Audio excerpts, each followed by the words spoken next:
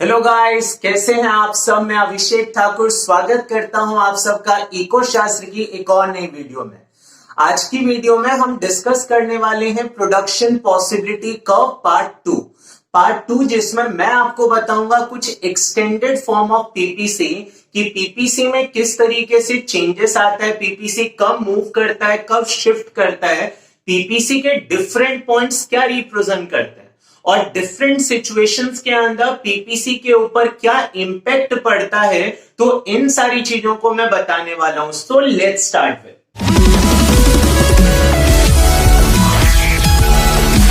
तो last video में मैंने आपको इंट्रोडक्शन दिया था about the production possibility curve. अगर आपने हमारे उस वीडियो को मिस कर दिया है तो ऊपर दिए हुए आई बटन पर क्लिक कीजिए और आप फर्स्ट पार्ट देख सकते हैं। आज की पार्ट में मैं आपको डिफरेंट केसेस बताऊंगा, जो केसेस मैंने प्रिपेयर किए हैं पीपीसी से रिलेटेड, और आप इसे एक्सटेंडेड वर्जन ऑफ पीपीसी भी बोल सकते हैं, जहां पर हम ये डिस्कस करेंगे कि डिफरेंट पॉइंट्स ऑफ पीपीसी क्या रिप्रेजेंट करता है, पीपीसी कब मूव करेगा, कब शिफ्ट करेगा, डिफरेंट प्रोग्राम या डिफरेंट पॉलिसी से पीपीसी के ऊपर क्या इंपैक्ट पड़ेगा, पीपीसी का शेप सिर्फ कॉनकेव हो सकता है या कोई दूसरा शेप भी हो सकता है। तो आपके इन सारे सवालों के जवाब आज की इस वीडियो में आपको मिलने वाले हैं। So let's start with. मैंने यहां पर केस नंबर 1 लिखा है और केस नंबर 1 आपके पास है different points in PPC and their importance. आपने लास्ट क्लास में पीपीसी ड्रॉ किया था, लेकिन पीपीसी के ऊपर डिफरेंट पॉइंट्स क्या रिप्रेजेंट करते हैं, उनकी क्या इंपॉर्टेंस है आज की क्लास में, वो मैं आपको बताऊंगा। तो लेट्स स्टार्ट विद। सबसे पहले हमने यहां पर पीपीसी ड्रॉ किया। आप जानते हैं ऑन द वाई एक्सिस हमारे पास गुड वाई आता है, ऑन द एक्स एक्सिस आपके पास गुड एक्स आता है। तो अगर हम नॉर्मल लाइफ की बात करें तो पीपीसी कॉनकेव शेप का कुछ ऐसा आपके पास बना था। तो यहां पर आप देख सकते हैं कि लेट्स सपोज अगर हम इस पॉइंट की बात करें, तो मैं अगर आपसे पूछूं कि इस पॉइंट के ऊपर हमने रिसोर्सेज का यूटिलाइजेशन किस तरीके से किया है, तो आपने एजम्पशंस ऑफ पीपीसी में पढ़ा था कि all the points on PPC represent the full and the efficient utilization of resources. इसका मतलब क्या है गाइस कि पीपीसी में अगर आप किसी भी पॉइंट पर स्टैंड करते हैं तो ये सारे ही पॉइंट क्या रिप्रेजेंट कर रहे हैं कि रिसोर्सेज का यूटिलाइजेशन कैसे किया गया है, फुल यूटिलाइजेशन किया गया है। तो यहां से आप फर्स्ट पॉइंट रिमेंबर रख सकते हैं। मैंने लिखा एनी पॉइंट ऑन पीपीसी। अगर कोई भी पॉइंट पीपीसी के ऊपर है तो वो क्या रिप्रेजेंट करेगा, that represent the full and efficient utilization, जो ये दिखाता है कि अगर आप रिसोर्सेज को बेस्ट मैनर में यूटिलाइज करेंगे तो आप पीपीसी के ऊपर किसी भी पॉइंट पर ऑपरेट कर सकते हैं। इन द सेम ऑर्डर अगर हम पीपीसी के अंदर किसी पॉइंट पर लाई कर रहे हैं तो क्या यहां पर आपने अपनी मैक्सिमम कैपेसिटी को यूज किया। मानकर चलिए आपका एम था 100% स्कोर करना, that is your maximum capacity, लेकिन अगर आप 60% अगर स्कोर करते तो क्या आपने अपनी एंटायर कैपेसिटी को यूज किया। The answer is no. So remember, कोई भी पॉइंट जो पीपीसी के अंदर है वो कहीं भी हो सकता है गाइस, तो रटना नहीं आपको। कहीं भी पीपीसी के अंदर अगर कोई पॉइंट है दैट मींस कि उसका फुल यूटिलाइजेशन नहीं हुआ, तो हम उसे अंडर यूटिलाइजेशन बोल सकते हैं। और अंडर है तो मैंने यू से रिप्रेजेंट किया और इसीलिए मैंने यहां पर पॉइंट लिखा हुआ है एनी पॉइंट बिलो और इनसाइड द पीपीसी। चाहे पीपीसी के अंदर कोई भी पॉइंट होगा वो क्या रिप्रेजेंट करेगा, that represent the under utilization of resources. Now the last one, क्या पॉसिबल है कि हम पीपीसी के बियॉन्ड जा सकें। तो ध्यान दीजिएगा, पीपीसी के बियॉन्ड जाना आपके लिए पॉसिबल नहीं है। क्यों पॉसिबल नहीं है, क्योंकि अभी आपके पास जितने रिसोर्सेस हैं, जितनी टेक्नोलॉजीज इस टाइम आपके पास अवेलेबल हैं, उससे आप मैक्सिमम इतना ही अटेन कर सकते हैं। तो इस मैक्सिमम के बियॉन्ड इस पॉइंट ऑफ टाइम पर आपके लिए जाना पॉसिबल नहीं है। तो इसीलिए इस पॉइंट को हम अनअटेनेबल बोलते हैं, जिसे हम ओवर यूटिलाइजेशन भी बोल सकते हैं। तो ध्यान दीजिएगा, ये वो पॉइंट है जो आपके लिए पाना अभी संभव नहीं है। दैट्स व्हाई मैंने यहां पे लिखा guys any point beyond the PPC. तो बियॉन्ड द पीपीसी जाना अभी आपके लिए पॉसिबल नहीं है, इसीलिए आप इसे अनअटेनेबल कॉम्बिनेशन बोलते हैं। अनअटेनेबल कॉम्बिनेशन का मतलब जिस कॉम्बिनेशन को मैं अभी अचीव नहीं कर सकता। तो these are the 3 different point जो आपको याद रखना है। रिपीट अगेन, पॉइंट नंबर 1 की एनी पॉइंट ऑन पीपीसी क्या रिप्रेजेंट करेगा? Full utilization. Any point under the PPC क्या रिप्रेजेंट करेगा? Under utilization. और any point beyond the PPC क्या रिप्रेजेंट करेगा? ओवर और the unattainable combination. Now the next case आपके पास आता है अटेनेबल एंड नॉन अटेनेबल। मतलब क्या होता है? तो बहुत ही आसान शब्दों में अटेनेबल का मतलब जिसे आप अचीव कर सकते हैं, जो प्रोडक्शन हमारे लिए पॉसिबल हो सकता है। In the same order non attainable जिसे आप अनअटेनेबल भी बोलते हैं, इसका मतलब जो चीज आपके लिए अभी पॉसिबल नहीं हो सकती। तो अगर अगेन मैं यहां पर पीपीसी ड्रॉ करूं तो this one is my PPC. अगर मैं आपसे पूछूं कि आपके लिए क्या अटेन हो सकता है, तो आप बोल सकते हैं गाइस कि ये सारे कॉम्बिनेशन हमारे लिए अटेन हो सकते हैं। तो ये जो सारे पॉइंट्स आपके पास हैं, इन्हें आप क्या बोल सकते हैं? That is the attainable combination. चाहे वो पीपीसी के ऊपर हो, चाहे वो पीपीसी के अंदर हो, all the points are the attainable combinations of an economy.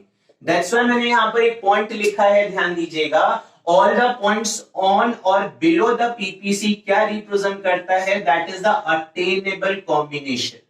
So remember, ये सारे आपके लिए अटेनेबल होते हैं। पर अगर आप पीपीसी के बियॉन्ड जाना चाहते हैं, तो आप जानते हैं बियॉन्ड जाना आपके लिए अभी संभव नहीं है। और अगर वो अभी पॉसिबल नहीं है तो उसे क्या बोला जाएगा? अनअटेनेबल, जिसे आप नॉन अटेनेबल भी बोल सकते हैं। दैट्स व्हाई मैंने यहां पे लिखा all the points beyond PPC क्या रिप्रेजेंट करता है? That is the unattainable combinations. So these are the 2 different cases जहां पर मैंने आपको बताया कि पीपीसी के डिफरेंट पॉइंट्स क्या रिप्रेजेंट करते हैं। तो नेक्स्ट केस पर आते हैं, और नेक्स्ट केस आपके लिए इंपॉर्टेंट केस है, and that is the rotation and the shift in the PPC. अब इस केस में मैं आपको बताऊंगा कि पीपीसी में रोटेशन कब होता है और शिफ्ट कब होता है। डाउट जो आपके माइंड में आता है वो ये कि रोटेशन और शिफ्ट में क्या डिफरेंस होता है। तो अभी थोड़ी देर में आपको समझाता हूं। जब आप पीपीसी में रोटेशन एंड शिफ्ट की बात करते हैं, तो we have the 2 different reason जिसकी वजह से आपके पीपीसी में रोटेशन या शिफ्ट हो सकता है। तो मैंने लिखा change in technology is the first reason and the second one is the change in resource. जैसा कि आप जानते हैं पीपीसी हमेशा 2 चीजों पर डिपेंड करता है। The first one is the technology, आप किस टेक्निक को यूज करके पीपीसी ड्रॉ कर रहे हैं, and the second one is your resources. तो हम यहां पर बात करेंगे कि पीपीसी में अगर कोई चेंज होना है तो वो सिर्फ 2 वजह से पॉसिबल है। या तो आपकी टेक्नोलॉजी चेंज हो जाए, या तो आपके रिसोर्सेज चेंज हो जाए। इसके अलावा कोई तीसरा रीजन नहीं आता गाइस। अब अगर मैं यहां पर आपको सिंप्लीफाई करके बताऊं कि चेंज इन टेक्नोलॉजी कैसे हो सकता है, तो टेक्नोलॉजी में we have the 2 types of the changes. The first type is called the upgradation in technology. Upgradation का मतलब होता है इंप्रूव होना, and the second one is the degradation in technology, जिसका मतलब होता है ऑब्सोलीट होना, खराब हो जाना। तो याद रखिएगा टेक्नोलॉजी 2 तरीके से चेंज हो सकता है, या तो वो बेटर होगा या तो वो खराब होगा। In the same order resources में भी 2 तरीके से चेंज आ सकते हैं, या तो वो इंक्रीज होगा या तो वो डिक्रीज होगा। थर्ड कोई पॉसिबिलिटी हमारे पास नहीं है। तो सबसे पहले मैं आपको बताता हूं कि टेक्नोलॉजी चेंज होने पर पीपीसी में कैसे इंपैक्ट पड़ता है। मैंने यहां पर लिखा इन केस ऑफ एक्स। सबसे पहले हम ये मेंशन करेंगे कि अगर गुड एक्स की टेक्नोलॉजी चेंज हो जाए तो क्या फर्क पड़ेगा। इन द सेम ऑर्डर मैं आपको बताऊंगा कि अगर वाई की टेक्नोलॉजी चेंज हो गई तो क्या फर्क पड़ेगा। और थर्ड केस हम करेंगे इसमें कि अगर दोनों की टेक्नोलॉजी चेंज होती है तो क्या इंपैक्ट पड़ता है साइमल्टेनियसली। चलिए, तो सबसे पहले हम एक्स की बात करते हैं। अगर एक्स की बात करें तो लेट्स सपोज कीजिए हमारे पास एक पीपीसी है जो हमने कुछ इस तरीके से ड्रॉ किया हुआ है। अब अगर एक्स की टेक्नोलॉजी चेंज होती है तो we have the 2 possibility. The first one, या तो टेक्नोलॉजी अपग्रेड होगी।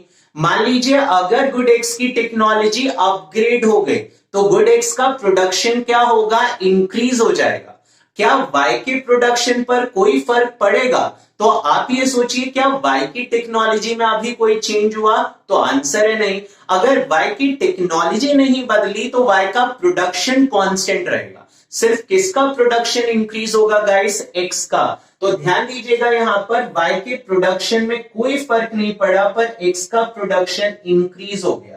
तो ये जो आपका रोटेशन हुआ वो किसकी तरफ हुआ? राइट की तरफ। और ये रोटेशन किसकी वजह से हुआ? Because of the upgradation in technology.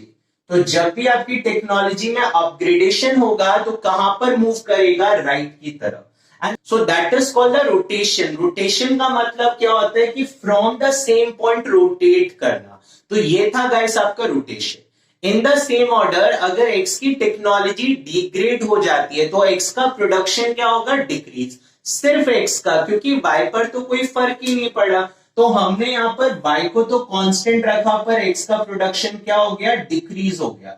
और आप रीजन बोल सकते हैं कि ये किसकी वजह से हुआ? Because of the degradation in technology. आप मेरे एरो को ध्यान से देख सकते हैं। जब अपग्रेडेशन हुआ तो एक्स का प्रोडक्शन इंक्रीज हो गया, डिग्रेडेशन हुआ तो एक्स का प्रोडक्शन डिक्रीज हो गया। इन द सेम ऑर्डर अब हम बात करेंगे इन केस ऑफ वाई। अगर वाई की टेक्नोलॉजी अपग्रेड हो जाए तो वाई का प्रोडक्शन इंक्रीज हो जाएगा। क्या एक्स पर कोई फर्क पड़ेगा? बिल्कुल नहीं। तो एक्स आपका कांस्टेंट है, बस वाई का प्रोडक्शन आपका इंक्रीज हो गया। तो आप देख सकते हैं यहां पर रोटेशन आपका अपवर्ड हुआ, और ये रोटेशन किसकी वजह से हुआ? अपग्रेडेशन होने की वजह से। तो ध्यान दीजिएगा, इस तरीके से आप बात कर सकते हैं। इन द सेम ऑर्डर, अगर डिग्रेडेशन हो जाता है वाई की टेक्नोलॉजी में तो वाई का प्रोडक्शन क्या हो जाएगा? डिक्रीज। एक्स की वैल्यू क्या होगी? कांस्टेंट। तो आप देख सकते हैं यहां पर जो हमारा रोटेशन हुआ वो डाउनवर्ड हुआ। दैट्स व्हाई हम यहां पर बोल सकते हैं इसका रीजन क्या है? That is called the degradation. तो ये जो दोनों केसेस आपने किए, यहां पर हमारा पीपीसी रोटेट हो रहा है, and that is called the rotation in the PPC, जहां पर सेम पॉइंट से हम रोटेट कर रहे हैं, या तो आगे की तरफ, या तो पीछे की तरफ, या तो ऊपर की तरफ, या तो नीचे की तरफ। यहां पर तो चलिए आपने सेपरेट किया कि एक्स की टेक्नोलॉजी बदली तो क्या हुआ, वाई की टेक्नोलॉजी बदली तो क्या हुआ। अब हम बात करें बोथ की केस में। अगर दोनों की टेक्नोलॉजी साइमल्टेनियसली चेंज हो जाए तो क्या होगा? तो मैंने यहां पे लिखा upgradation in X and the degradation in Y. मान लीजिए एक्स की टेक्नोलॉजी अपग्रेड हो रही है, वाई की डिग्रेड हो रही है। अगर एक्स की टेक्नोलॉजी अपग्रेड होगी तो एक्स का प्रोडक्शन इंक्रीज होना चाहिए, वाई की टेक्नोलॉजी डिग्रेड हो रही है तो वाई का प्रोडक्शन डिक्रीज होना चाहिए। तो हमने यहां पर वाई का प्रोडक्शन डिक्रीज किया, एक्स का प्रोडक्शन इंक्रीज किया। तो आप देख सकते हैं यहां पर हमारा ये नया पीपीसी बन गया, जहां पर एक्स में तो अपग्रेडेशन है, वाई में डिग्रेडेशन है, and that is called the shift. Shift का मतलब होता है change in the entire curve. यहां पर हमारा एंटायर कर्व चेंज हो गया, that's why it is a shift. यहां पर हम सेम पॉइंट से मूव कर रहे थे, that is called the rotation. चलिए नेक्स्ट वन की तरफ चलते हैं, degradation in X and the upgradation in Y. तो अब हमें x में डिग्रेडेशन करना है, तो x का प्रोडक्शन डिक्रीज करना है, y का इंक्रीज करना है। तो y का प्रोडक्शन तो इंक्रीज हुआ, x का डिक्रीज हो गया। This one is the new PPC guys. तो आप देख सकते हैं ये भी हमारा शिफ्ट है।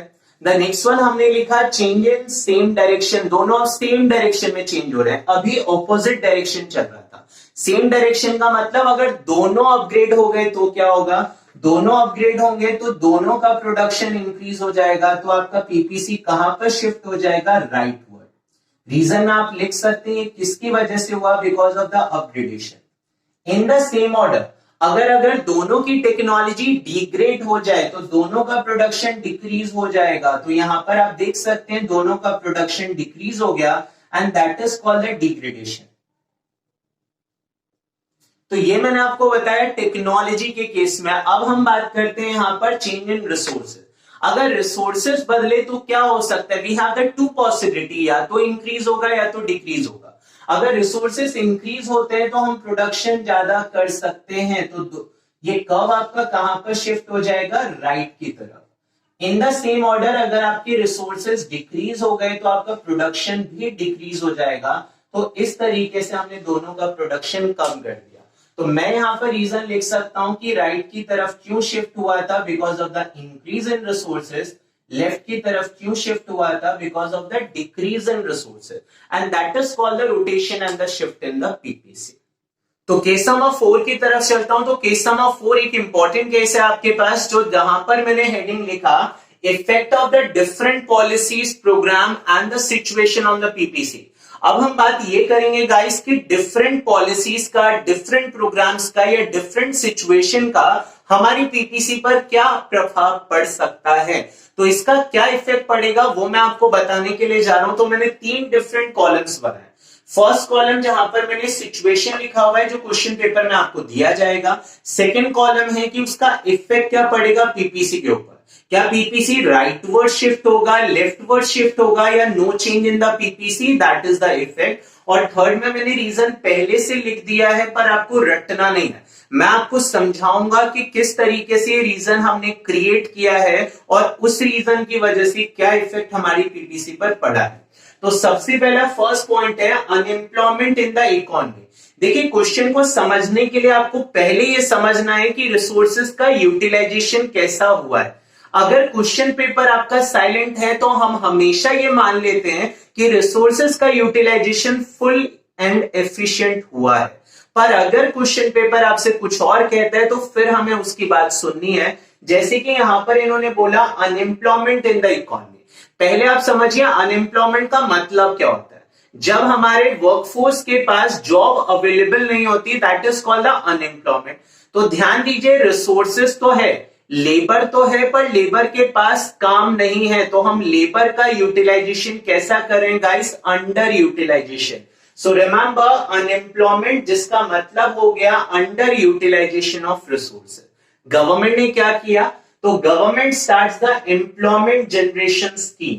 तो ध्यान दीजिएगा सबसे पहले क्वेश्चन ने ये बोला कि हमारी इकोनॉमी के अंदर अनएम्प्लॉयमेंट है।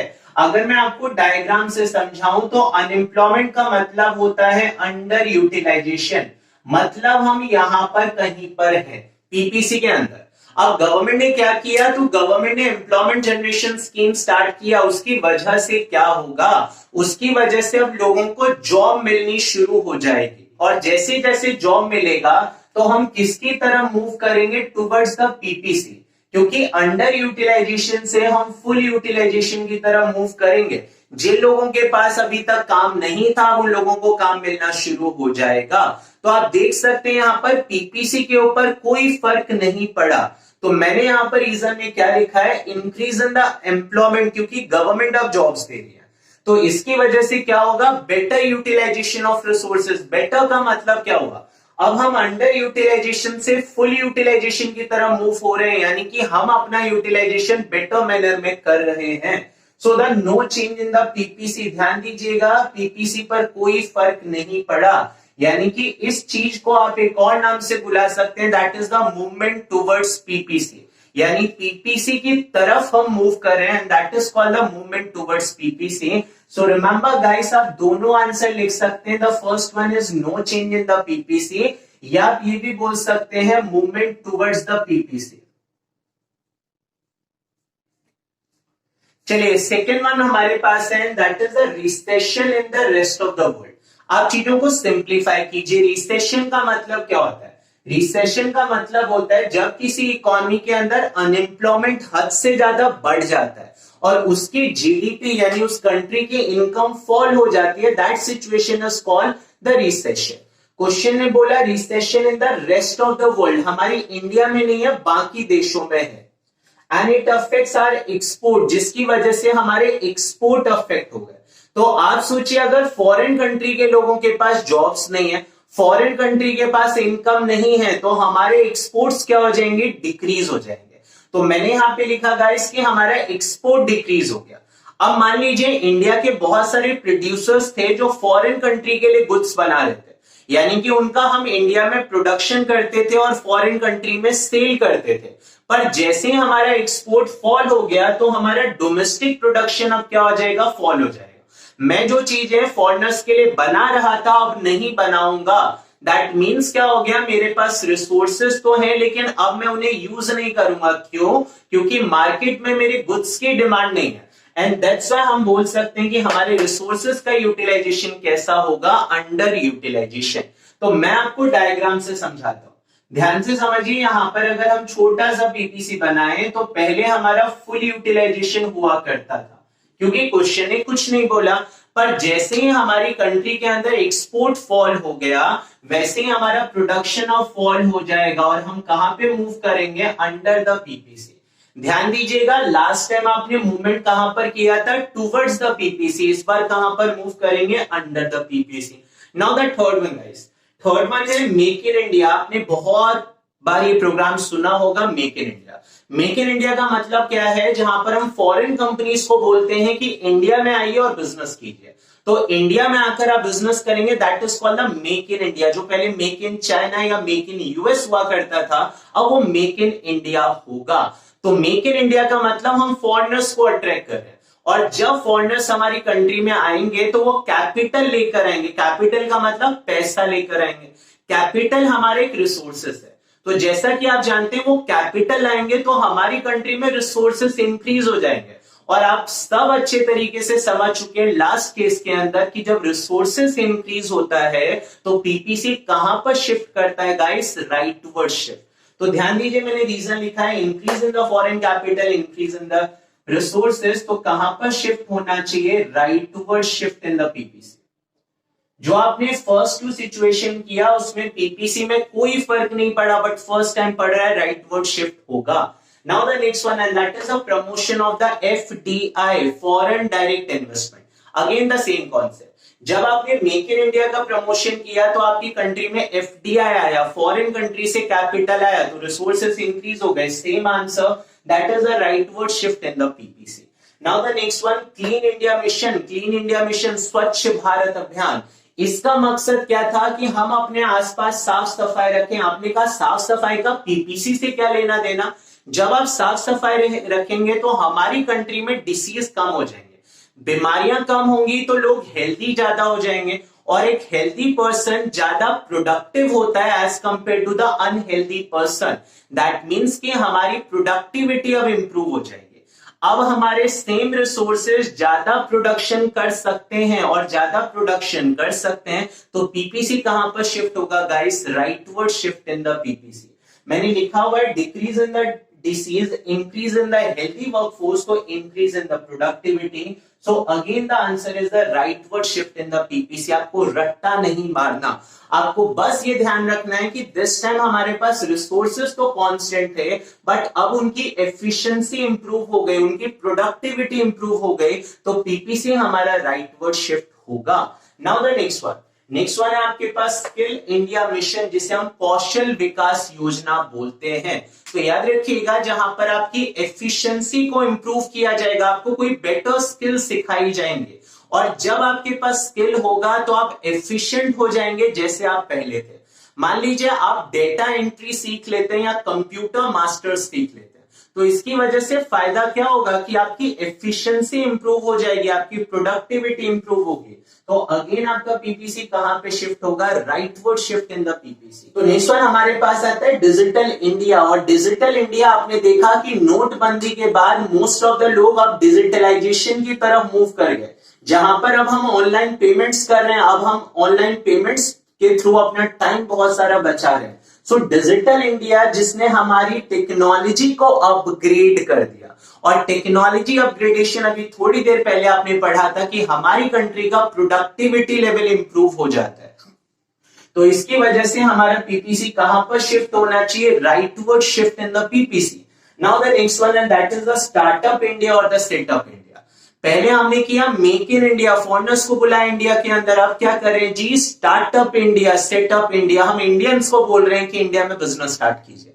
जब आप बिजनेस स्टार्ट करेंगे तो ऑब्वियस सी बात है हमारी कंट्री में एम्प्लॉयमेंट इंक्रीज होगा, हमारी कंट्री में इन्वेस्टमेंट इंक्रीज होगा, हमारी कंट्री का प्रोडक्शन लेवल इंक्रीज होगा। अगेन आपका पीपीसी कहां पर शिफ्ट होगा, राइटवर्ड। तो जब तक चीजें अच्छी हो रही हैं, पीपीसी आपका कहां पर शिफ्ट हो रहा है, rightward. Now the next one and that is the Beti Bachao and Beti Padhao. Beti Bachao Beti Padhao, जहां पर हम बेटियों को पढ़ाना चाहते हैं, क्योंकि आप जानते हैं गर्ल्स हमारी वर्कफोर्स का एक मेन पार्ट होती हैं। तो अगर हम उन्हें एडुकेट कर दें तो ज्यादा एडुकेशन होने की वजह से हमारे पास एडुकेटेड वर्कफोर्स हो जाएगा। जब पढ़े लिखे लोग ज्यादा हो जाएंगे तो हमारी कंट्री का प्रोडक्शन लेवल भी इंक्रीज हो जाएगा, तो पीपीसी आपका राइटवर्ड शिफ्ट होगा। ये कहानी यहां पर खत्म नहीं हुई, नेक्स्ट स्लाइड के साथ आता हूं। अगर आपको हमारी वीडियो पसंद आ रही है तो जल्दी से लाइक का बटन दबाइए, हमारे इस वीडियो को अपने दोस्तों के साथ शेयर कीजिए, और चैनल को अभी तक सब्सक्राइब नहीं किया तो खुद भी सब्सक्राइब कीजिए, दूसरों से भी सब्सक्राइब करवाइए। नेक्स्ट पार्ट की तरफ चलता हूं। नेक्स्ट पार्ट हमारे पास आता है import substitution and the export promotion. Substitution का मतलब होता है ऑप्शन फाइंड आउट करना।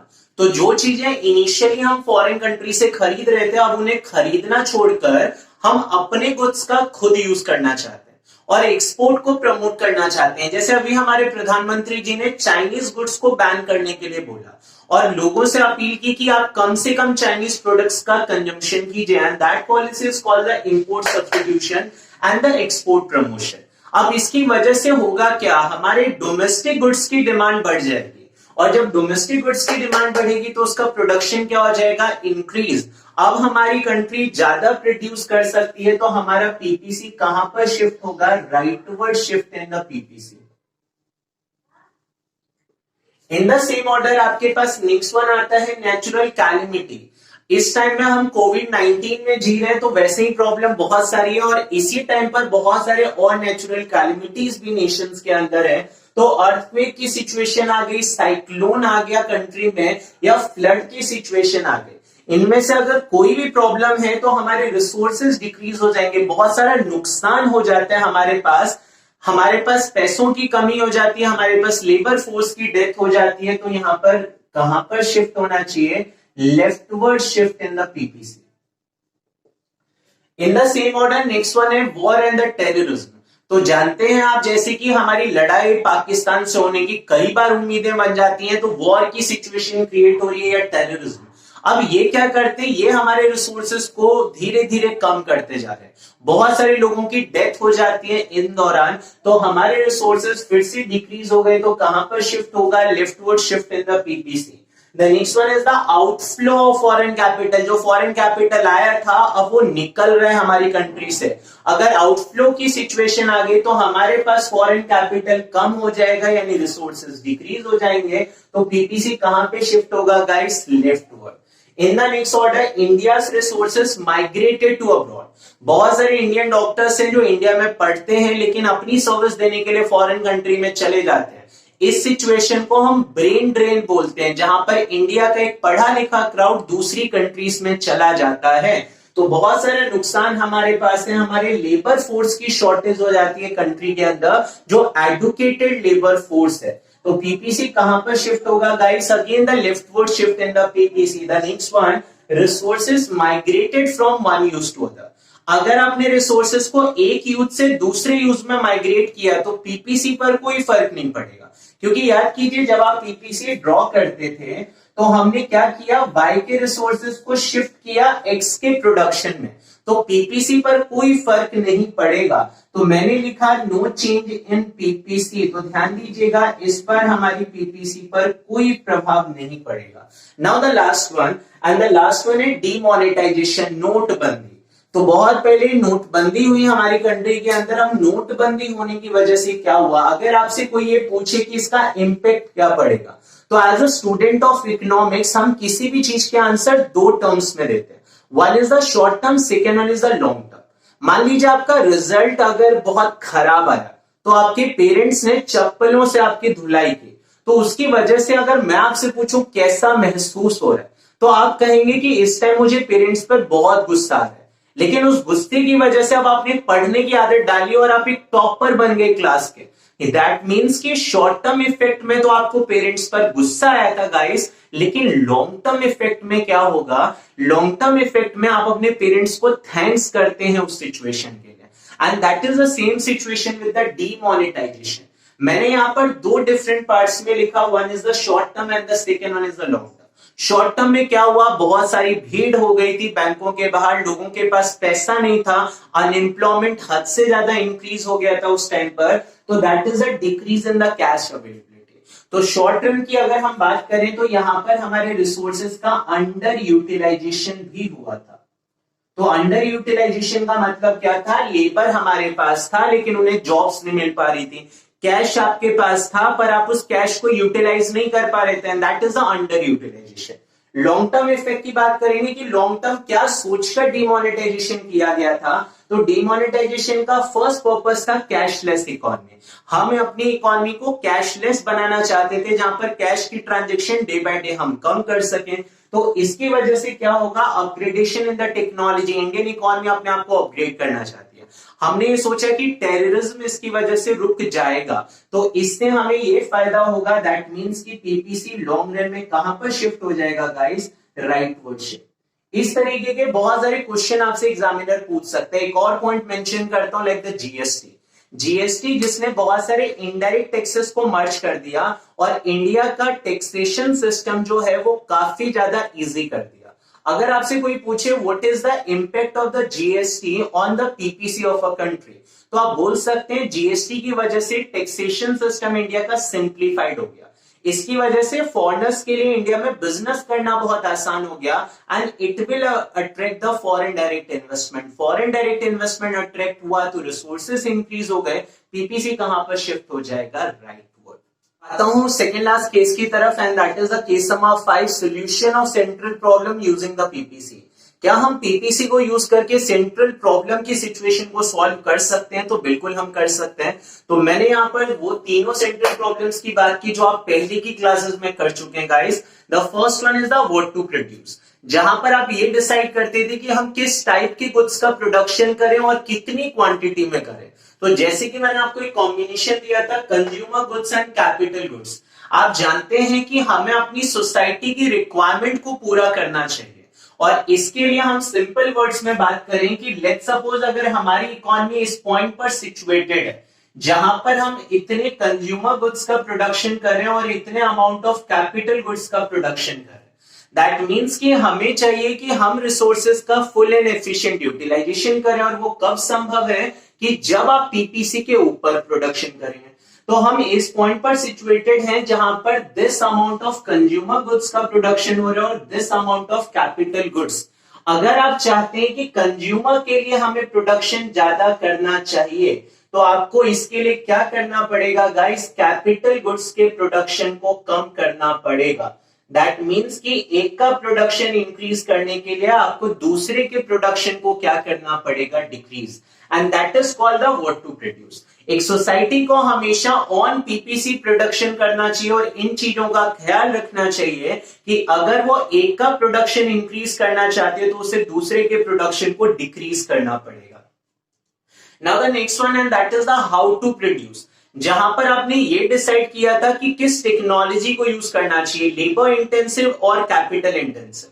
तो मैंने यहां पर लिखा good X and the good Y.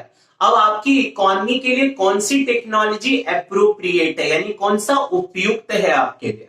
अगर आपकी कंट्री के लिए, मान लीजिए इंडिया के लिए लेबर इंटेंसिव टेक्नोलॉजी बेस्ट है, पर इंडिया ये बोले कि नहीं जी हम तो कैपिटल इंटेंसिव टेक्नोलॉजी लेंगे, तो हमें मशीन चलाने का प्रॉपर आइडिया नहीं है, ना हमारे रिसोर्सेस इतने स्किलफुल हैं कि वो मशीन्स को ढंग से हैंडल कर पाए। तो इन दैट सिचुएशन हम अपना कैसा यूटिलाइजेशन करेंगे guys, under utilization. That means कि अगर आपने इन एप्रोप्रिएट टेक्नोलॉजी को यूज किया, दैट मीन्स कि हमारे रिसोर्सेस का कैसा यूटिलाइजेशन होगा, अंडर यूटिलाइजेशन। लेकिन अगर आपने बेस्ट टेक्नोलॉजी को चूज किया जो आपकी कंट्री के लिए बेस्ट है, तो वहां पर आप रिसोर्सेज का कैसा यूटिलाइजेशन करेंगे, फुल यूटिलाइजेशन। और ये कब संभव होगा, जब टेक्नोलॉजी का कैसा यूज किया जाएगा, appropriate use. Now the third one, and that is for whom to produce, जहां पर आप ये डिसाइड करते थे कि distribution of income different section of the society के बीच में कैसे होगा। तो यहां पर मैंने एक्स एक्सिस पर लिखा नेसेसिटी गुड, वाई एक्सिस पे लिखा लग्जरी गुड। मान लीजिए आप इस पॉइंट पर स्टैंड कर रहे हैं जहां पर this amount of necessity good का प्रोडक्शन हो रहा है और this amount of luxury good. आप देख सकते हैं लग्जरी गुड्स की बहुत ज्यादा मार्केट के अंदर प्रोडक्शन हो रही है as compare to the necessity. यानी यहां पर हम बोल सकते हैं कि ये क्या रिप्रेजेंट कर रहा है, अनइक्वल डिस्ट्रीब्यूशन ऑफ इनकम। और अनइक्वल डिस्ट्रीब्यूशन जहां पर रिचर सेक्शन के पास ज्यादा पैसा as compare to the poor. अगर गवर्नमेंट चाहती है इक्विटेबल डिस्ट्रीब्यूशन करना, तो उन्हें किन के लिए प्रोडक्शन करना चाहिए? गरीबों के लिए। दैट मीन्स कि अगर हम नेसेसिटी गुड्स के प्रोडक्शन को इंक्रीज करना चाहते हैं, तो हमें लग्जरी गुड्स के प्रोडक्शन को क्या करना पड़ेगा? Decrease.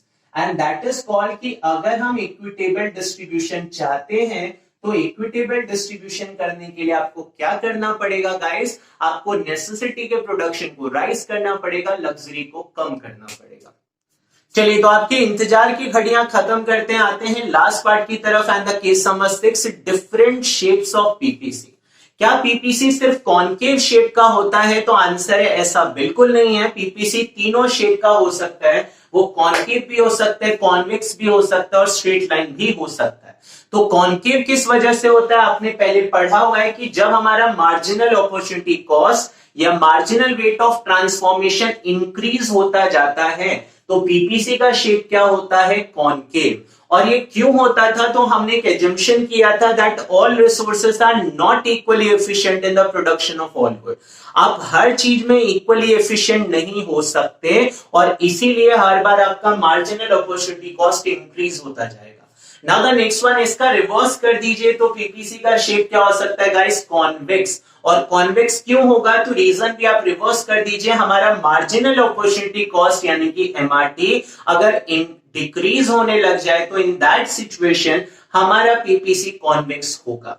Now the last one, and that is the straight line PPC, जहां पर आपका पीपीसी स्ट्रेट लाइन भी हो सकता है। और वो कब पॉसिबल होगा? जब आपका एमओसी या एमआरटी कांस्टेंट होगा। तो याद रखिएगा, on the basis of the MOC and MRT हम डिसाइड कर सकते हैं कि पीपीसी का शेप क्या होगा।